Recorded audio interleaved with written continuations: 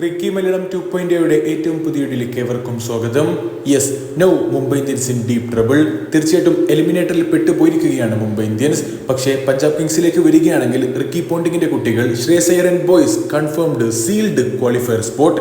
Yes, ഇത്തവണ കന്നിക്കിരീടം സ്വന്തമാക്കാൻ തന്നെയാണ് ശ്രേയസിന്റെ പടിയാളികൾ വരുന്നതും. മത്സരത്തിൽ ആദ്യം ബാറ്റ് ചെയ്ത മുംബൈ ഇന്ത്യൻസിന് വേണ്ടി സൂര്യകുമാർ യാദവ് ഒഴികെ മറ്റൊരു താരവും മികച്ച രീതിയിൽ ബാറ്റ് ചെയ്തിട്ടില്ല എന്ന് തന്നെ പറയേണ്ടി വരും.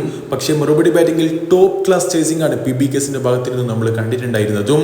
അതേ 7 വിക്കറ്റിന്റെ ഗംഭീര വിജയമാണ് പഞ്ചാബ് കിങ്സ് സ്വന്തമാക്കിയതും. ഇതോടുകൂടെ പോയിന്റ് ടേബിളിലും തലപ്പത്ത് കയറിയിട്ടുണ്ട് PBKS. 39 പന്തുകളിലാണ് സ്കൈയുടെ 57 റൺസ് വന്നിട്ടുണ്ടായിരുന്നത്. പക്ഷെ മറ്റുള്ള താരങ്ങളിൽ നിന്നും ഒരു സപ്പോർട്ടീവ് റോളോ അല്ലെങ്കിൽ മികച്ചൊരു സ്ട്രൈക്കറേറ്റോ തീർച്ചയായിട്ടും വരാത്തത് MIക്ക് വലിയ തിരിച്ചടിയാവുകയും ചെയ്തു.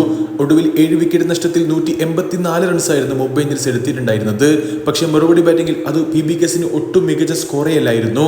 കാരണം 4.2 ഓവറിൽ 34 റൺസ് എടുത്ത PBKസിന്റെ ആദ്യ വിക്കറ്റ് ജസ്പ്രീത് ബുംറ വീഴ്ത്തിയെങ്കിൽ കൂടി പിന്നീട് വളരെ മെല്ലെ തുടങ്ങിയിട്ടുള്ള ജോഷ് ഇംഗ്ലീഷിന്റെയും പ്രിയാൻ ഷാരയുടെയും ഒക്കെ വെട്ടിക്കെട്ടാണ് നമ്മൾ കാണുന്നത്. അവസാന 8 ഓവറിൽ PBKസിന്റെ വിജയ ലക്ഷ്യം 65 റൺസാക്കി കുറച്ചതിന് ശേഷമാണ് ഈ ഒരു കൂട്ടുകെട്ട് പിരിയുന്നതും. ടോപ്പ് ക്ലാസ് 50 തന്നെയാണ് ഈ രണ്ട് താരങ്ങളും കുറിച്ചിട്ടുണ്ടായിരുന്നതും. What a stellar run chase എന്ന് തന്നെ പറയേണ്ടി വരും. 109 റൺസിന്റെ പാർട്ണർഷിപ്പ് ബിൽഡ് ചെയ്തതിന് ശേഷമാണ് പ്രിയാൻ ഷാരി മടങ്ങുന്നത്. 35 പന്തുകളിൽ അപ്പോഴേക്കും 62 റൺസ് അദ്ദേഹം നേടിയിട്ടുണ്ടായിരുന്നു.